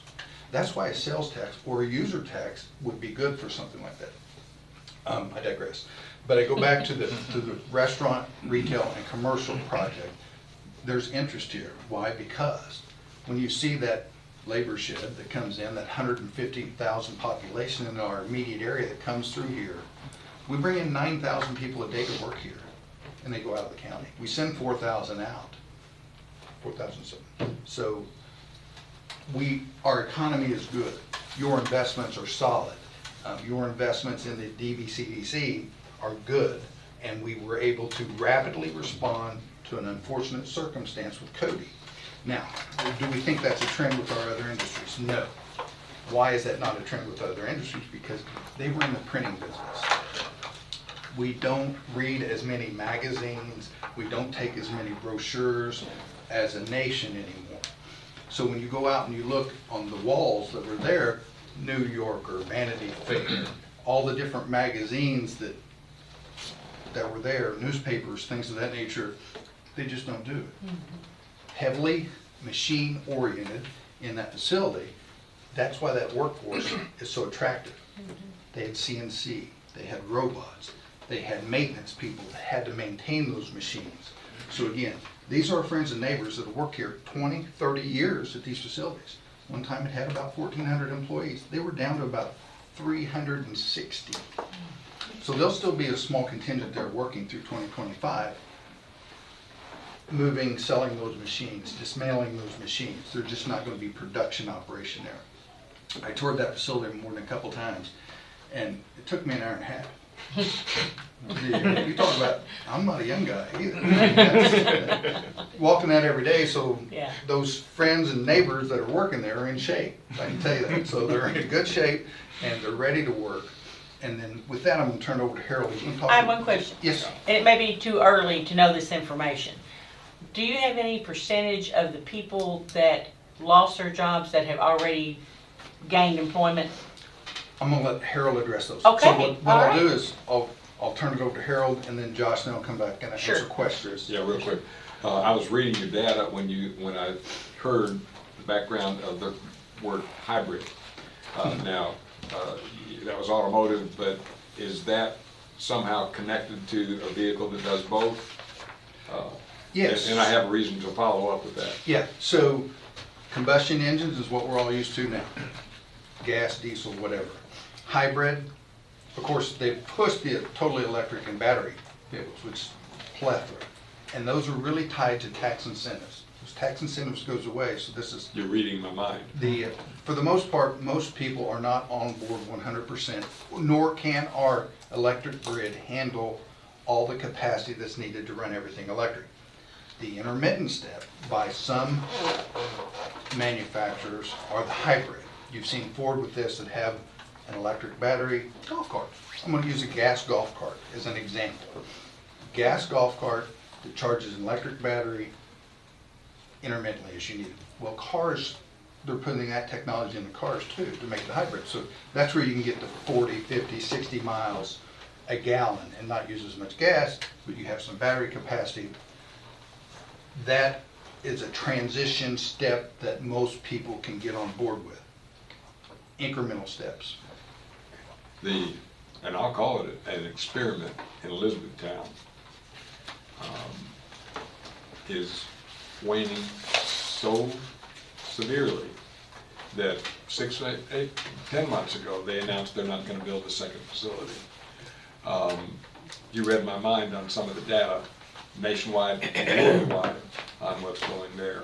So anything specific to batteries, I would, with all due respect, explore to the nth degree any consideration. Not hybrids, I'm okay.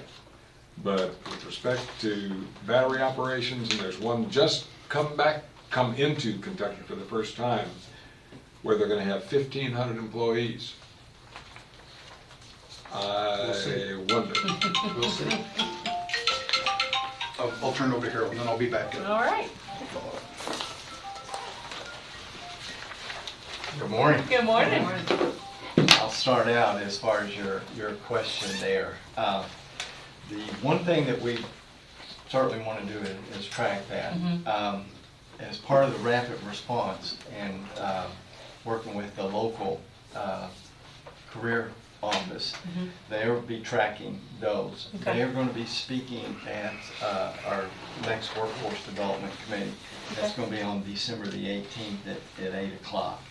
So we should have some numbers there. I can tell you, as far as on Cody, on the day of the job fair, we had about 140 of their employees go through there. And that's about how many employees we talked to through about 3 or 4 different sessions. I spoke to them as part of the rapid response with BCTC. We're talking about education, what are some opportunities, possibility, talking about benefits, both rehab as far as for veterans. All those community resources were there, and of course with state resources, talking about unemployment and things of that nature to help them through this transition. We also had them at the job fair, because one thing we noticed too, all their questions weren't answered, and they're not going to be as things come up. So we wanted them back there to join the 38 companies that we had that day. We had about 3 weeks to put this together. Yeah, and so when we say rapid response, we rapidly. You mean it. Yeah. And the response too was really good as far as from the companies. They recognized what JJ had just said as far as the employees there. They had employees there 20, 30, even some 40 years that have experience. I won't call them old, I'll call them experienced. Right. But I guess that's from my HR background. But anyway, they recognize too. And in fact, I don't know where I was talking the other day, and I got a text. Oh, it was at our meeting. Got a text right there. Oh, we've got some. I just hired somebody, or from that. In fact, that was from Center College. Great. So that's Great. that's. I figured it's probably a little too early to really have, numbers, but I just curious. But and that was one thing I asked them to focus in on too. Yeah. So we had 140 about with 38 employees. Some of those were from Lexington. We had some employers from Berea, Madison County. Of course, primarily you would guess too, as far as being in manufacturing. We did have some kind of outside of that. Shakertown even came and they said, we've got some folks that are interested in, maybe doing something a little differently. So, so that was very positive, and of course we'll monitor that and keep up with that. Before that, we had our regular regional job fair. We had that in September the 26th. We had about 400 go through, and that's an estimate. I think that's kind of what we all agreed on. I think we had that many. I can tell you though, of those 400, we had about 140 students, high school Impressive. students. They were from Bergen High School, Mercer County, of course Danville and Boyle County, and then Lincoln County. And one of the things that we really try to do is get them involved in exploring different careers and get them in front of employers. We also had the virtual reality simulator that the ad district brings down, and that's always a real popular thing. And we feed them a little pizza as well, so that helps. But, that's the incentive to come. It's always good. But I think as far as one thing that we're really trying to focus in on is this age group and getting them involved. I've been real involved as far as the community partnership with Danville High School, part of the Pritchard grant, getting involved and staying in front of them. This is something that we can help with. So, Josh did pass this out. This right here is just the economic snapshot. Updated two of those numbers there. One was the unemployment rate, number 2, and number 8, the poverty rate. All the other numbers stayed the same there. Just kind of, we have to do this from time to time to let you know how things are going in Danville and Boyle County. The other thing is, we've already got our job fair for the regional job fair. That's going to be March 27th, and we'll be out at the showroom. I think I failed to mention on the regional job fair, we had about 50 employers out there. And we could have had probably a few more. Well, in fact, we could have because we had to turn some away. But when we say regional, it is regional. We get employers from Marion, Lexington, Fayette, Jessamine County. I think we had one from Anderson County. Yeah, we did have one from Anderson County. Of course, Lincoln and Casey County as well. Judge, Josh is our guru, and I don't know whether we've ever studied this or not, but anecdotally, I'm noticing what's going on with 65 and older population. Can you find data going back at least the 2 years you have here, but maybe even further, the influx of folks out of town, out of state who come here? Because, folks, if they're moving here, if they're moving from the north, they're buying a home for about 60% of the cost that they had up in Syracuse, New York. Right. This is a real economic opportunity where we don't have to create jobs. Right. No, I can definitely look into that. We know they're moving from the population. west. Oh yeah, anecdotally, yes, I'm definitely aware of that. Harold, did you have anything else to? And if you have anything else to see there, that'd be great. Yeah, I will definitely look into it. I'd like to see us attracting them, right, pursuing them. Right, absolutely. I will look into that and see what information I can find, and I'll share it with you all. So what I had to, first off, I would like to thank you all for your support, both financially and otherwise. One of the things that we have been kind of focusing on, and kind of expanding, our services over the last 5 months or so, 5 months since November, is working more closely with small businesses. So I'm pleased to announce that we will be hosting, I believe it's the third page in your packets, the second Doing Business in Danville event. That is December 3rd, 5 o'clock to 7 o'clock. It's going to be at Centerworks. And so essentially the purpose of this event is to connect new businesses, and we've worked with the city of Danville. Anybody who's applied for a business license, we've mailed them an event. Anybody who's a new chamber member, we've invited them.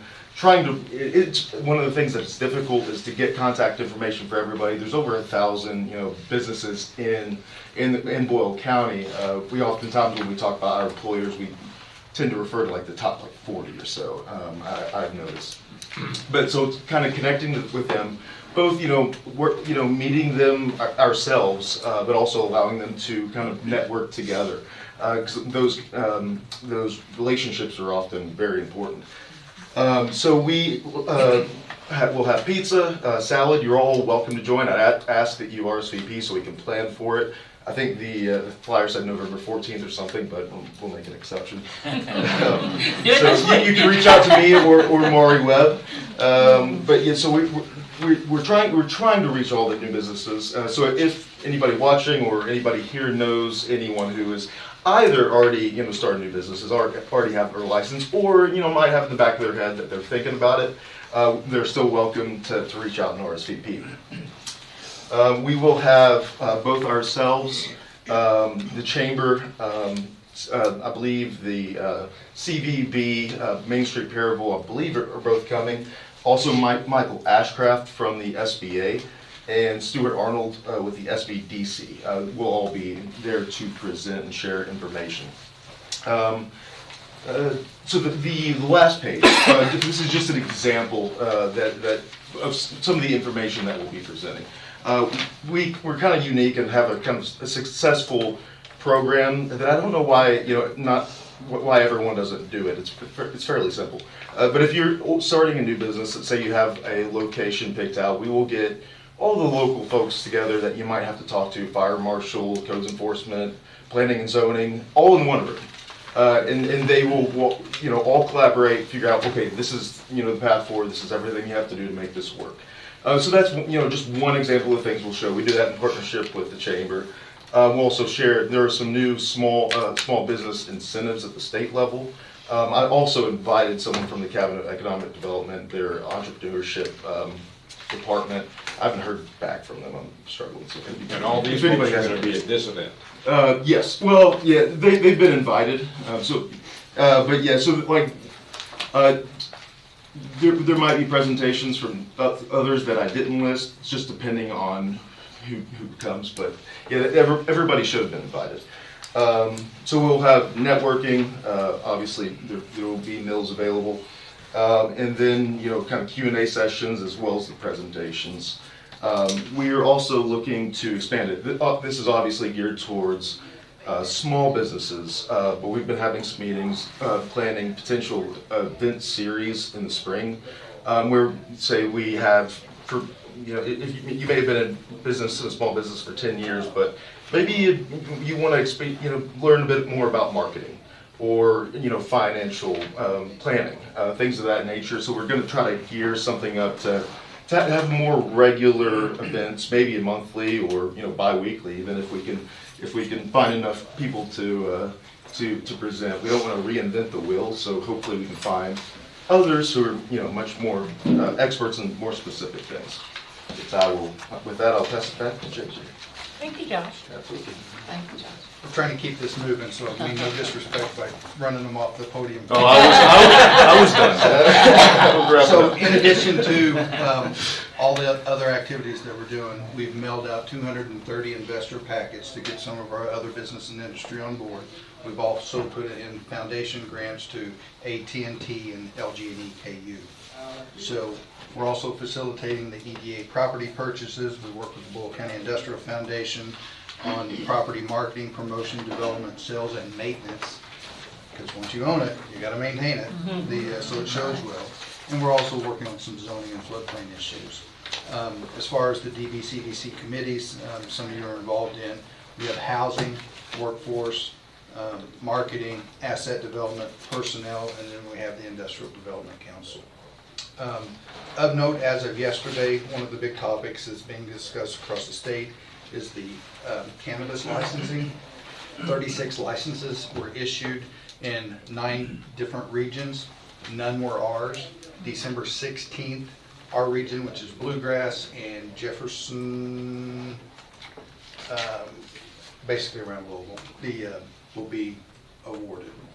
So through their lottery process. They're going to be dispensary, but the focus will not be eat on site. They will really look like pharmacies. So if you go in and you picture, I'm going to go in and get a prescription drug. My thoughts on that is, at a later date, you'll see something that will be more recreational type with food additives and things like that at a later date. They'll figure out that process.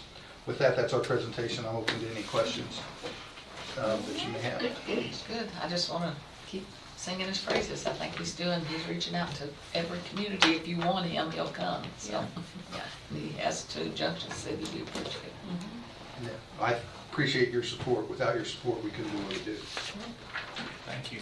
Well, JJ, Harold, Josh, thank you all for being here. Thank you for your individual reports, and happy Thanksgiving to everybody. Yeah, Happy Thanksgiving. Happy Thanksgiving. Have a great day. Thanks. You too. You're welcome to stay, or? Yeah, I'll have to stay. Okay. Harold and Josh can go. Okay. All right, Public Works, Mark Gordon. He's coming. There he is. Good morning. Morning. Thanks. Good job. We're gonna have Mark and Shannon kind of tag team. Okay. What we're here for is for approval expenses for the safety and stabilization of our new acquired property at Fred King.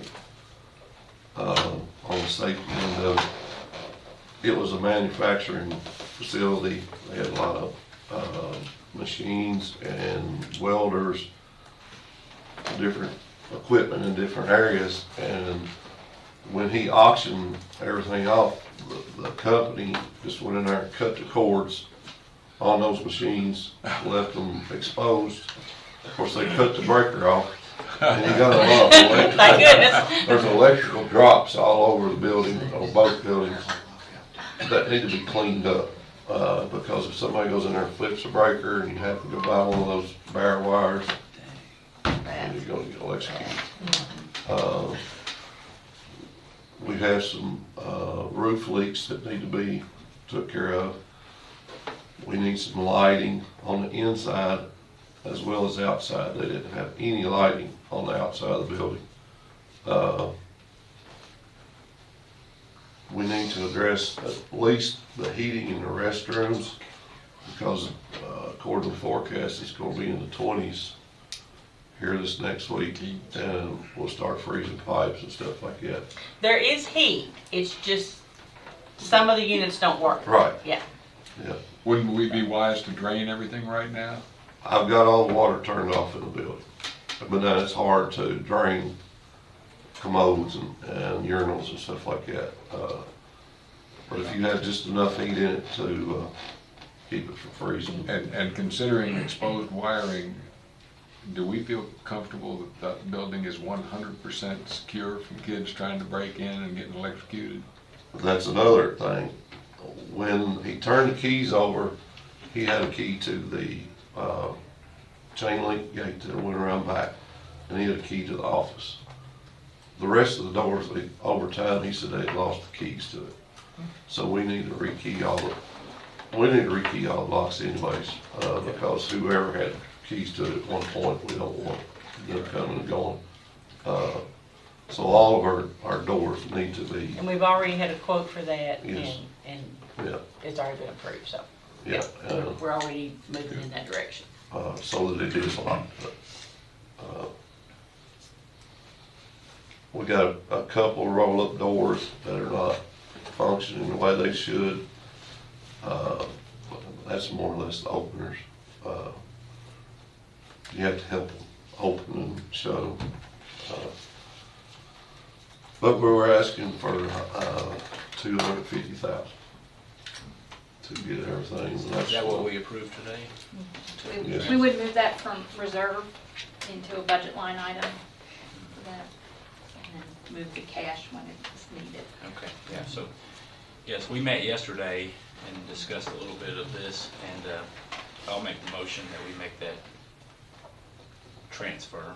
Okay, is this creating a new line item? Yes. Okay, so this is creating a new line item in the budget. And allocating 250,000 up to for renovations. Stabilization. Yeah, stabilization. Okay. All right, so we have a motion by Magistrate Gay, a second by Magistrate Ellis. Okay, any discussion on the motion? Seeing none, all those in favor signify by saying aye. Aye. Any opposed, nay? Motion carries. Mark, are we doing a substantial amount of the work ourselves, or are we contracting most out? You want me to explain that? Yes, please. So we got kind of brought to our attention during our audits that the way we built the fleet building wasn't properly advertised and procured. Okay, so if you look at the big project of the fleet building, it was over $100,000. So we need to have bidded out a lot of that. And so that's what we're gonna do with this. We've already got electrical is already out to bid. We're getting ready to do plumbing and HVAC.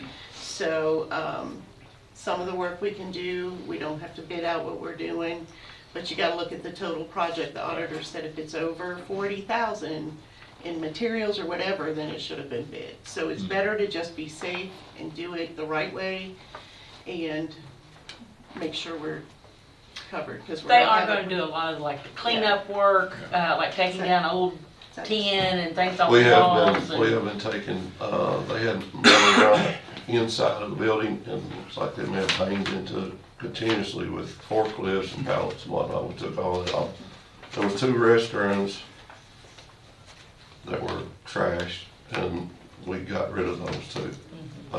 One we want to replace, but we did do demolition and removed all that. I assume we're on sewer? Yes, yes, and I had the city come out and we located the sewer main and a manhole that, that we can access. So a lot of it they can do, Good. but the main things we will have to put out as Julie explained. And there is one other piece, is Angie, some of Angie's equipment is proprietary to that company. So they will be doing their work, their electrical for those certain pieces of equipment, and that is allowed to do that. So I just wanted to point that out. And I assume you've already got an insurance contract on it. Yeah. Miss Elena's taking care of that. So, those are the deals, yeah. All right. Thank you, sir. Appreciate it. You're more than welcome, thank you. All right. Now you can get to work. Happy Thanksgiving. All right, you too. Everybody have a good one. All right, then, Miss Shannon, you've got something else. Well, I have, it's not on here, but it's along with the 250. We'd like to, because we're getting ready to, is it RFP? We bid out the architectural design. Architectural for the public safety building. We'd like to move money from the reserve into a new line item for that. We thought 250,000 would be plenty to move for that too. And we discussed this yesterday as well with the idea that we approved that to occur, but that it not occur until we're ready to expend it. Yes. So it can continue to reside in our interest-bearing account until it's actually needed. Okay. Is that a motion? Make a I'll motion. make that second. I'll second her motion. Okay, motion by Measure Bodnar, second by Measure Gay. Any discussion on moving 250,000 as needed or when ready for the public safety? I'm just excited we're gonna move forward with the Yes, project ma'am. because that will help us all the way around. It's a good project. All right, all those in favor of the motion signify by saying aye. Aye. Any opposed, nay? Motion carries. And in your packet was the monthly settlement. Present that.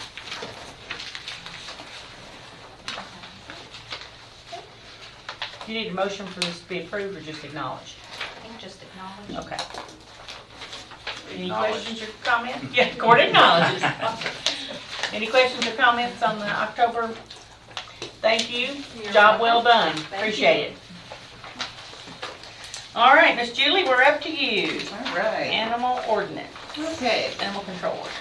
So at the last meeting, I believe Magistrate Sleeper reminded me that we need to get some language in our animal control ordinance for livestock and things like that. So I'd like to just kind of go through what we're changing in or proposing to change in our animal control ordinance.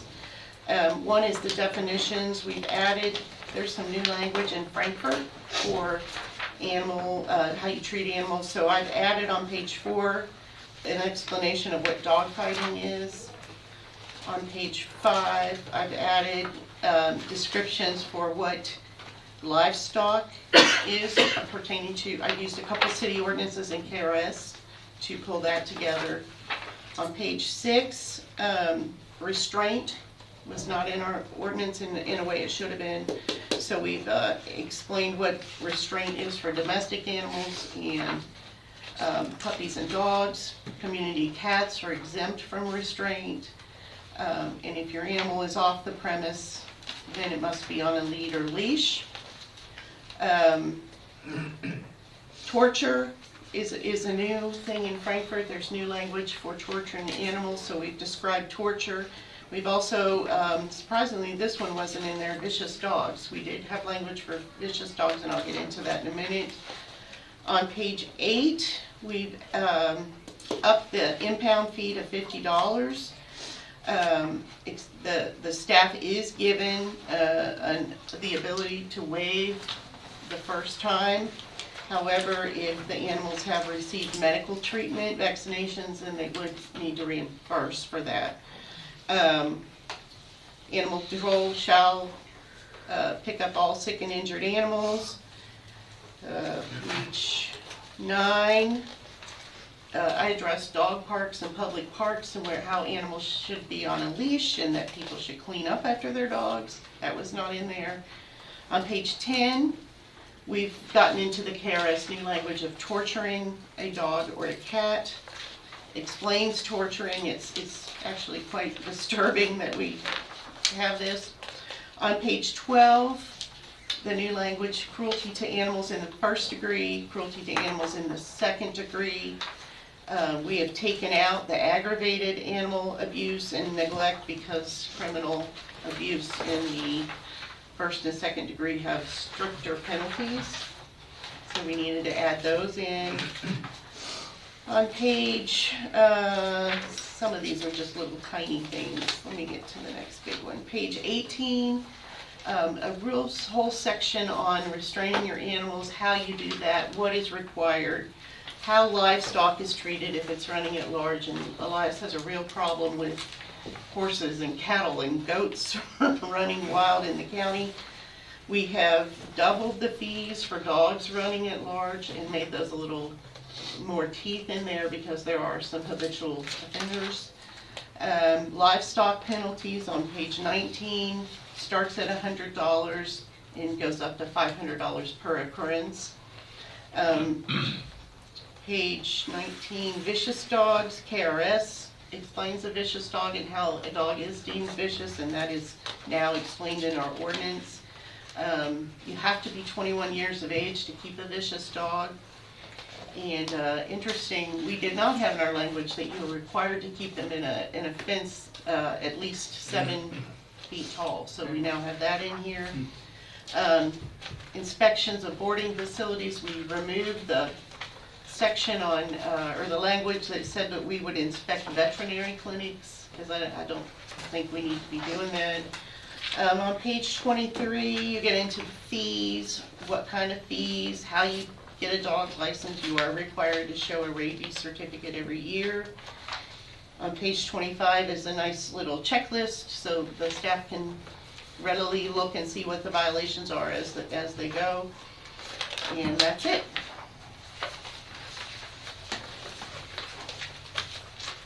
I move we approve the changes as presented. I'll second. I have a motion by Measure Gay, a second by Measure Sleeper. Any discussion? I think Julie did a really good job with that. Appreciate all your help. I don't see that checklist. Is that? Well, it's on page, are you talking the chart? Okay, and could this? Yeah, it's not in here. It's not in the back version. There's no page numbers on our page. Yeah, can we add page numbers so that it corresponds with the table of contents? It is. Oh, well, my version didn't have that. Okay, awesome. Yeah. The new version has it. We didn't get Okay, to. all right, 'cause I was frustrated. Okay, and yeah, because you were going over a lot more pages than we had in our packet. The one question I had in May, we may not want to do a first reading today, is Magistrate Sleeper brought up selling pets in parking lots. Oh. Do you want to restrict that, ban that? If you do, I'd like to rewrite that in here and present that again as a first reading. Sorry. I think I know how Carrie feels. Yeah, slide out first. Yes, I agree. Yes, I do think it's kind of it's problematic sometimes. I can think of a couple occasions where. I didn't have a specific, I just know that I see them all over the Yeah. place, and I just wondered if that was something we should address. I didn't have a particular opinion at this point Okay. on it, but it just, I think it should. I'm happy to spend some time researching it if you all would like to look at that. Typically, you have people coming from out of town with animals that are for sale. Usually there's some kind of designer animal, dog. Well, and community immunity. Yeah. We have no idea where they came from, if they've had any shots, and it's often breeders that couldn't sell the pets I like for that, some reason, so. Well, y'all may want more time, I don't know if you do or not, means we didn't have the full corrected version. Y'all may want more time to look at it. Yeah, I think we And get the right version, okay. Frankfurt has a code of ordinance in their Withdraw your second. code of ordinance. That was Steve. Steve, oh, Wasn't sorry. he? Yeah. Okay, withdraw your second. Withdraw the second. Okay. I didn't see it on All right. In Frankfurt's code of ordinance, they have a section prohibiting the sale of dogs and cats by retail pet stores and in public places. So I mean, I know we have a pet store. We might not. That might not be something that you want to do or not. But I'll pull it up and I can share it with you, Julie. We can look it up together. I know they probably don't even have a business license, so. Yeah. Okay. Okay, so we've had our motion and our second withdrawn on that, and we'll just do first reading at the next time, meeting. yes. And Okay. I will research. And get everybody the, the I correct. thought it was in the drive, I'm sorry about Okay, that. no problem, we just, we have one. We have one. All right, meal reimbursement policy change. Okay. Let me get back to that. Okay, at the last meeting, we discussed the meal reimbursement. I've learned a couple things that will help us make a decision on what language you'd like. Great. If you are on a day trip, that was one of the questions, you cannot turn in your meals for reimbursement. It is called a fringe benefit, therefore taxable. So unless you are away from home requiring sleep or rest, you do not get reimbursed for day conferences. Is that state or federal? That is both. Okay. The Supreme Court ruled that while away from home requires sleep or rest. So you must, and that's on the handout that I left at your place this morning. So, for example, if an employee travels from Frankfurt to Bowling Green for work for that day, and the employee leaves Frankfurt at 7 a.m. and returns at 10 p.m., on the trip home, the employee stops for dinner and rests in the car for 1 hour, then the state agency would reimburse after a travel voucher. So that's an example that they gave for why you might consider.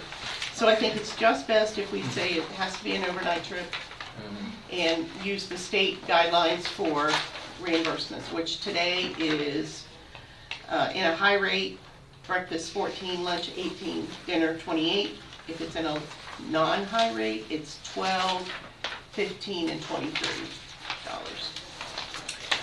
I make the motion that we follow the state guidelines for reimbursement, meal reimbursement.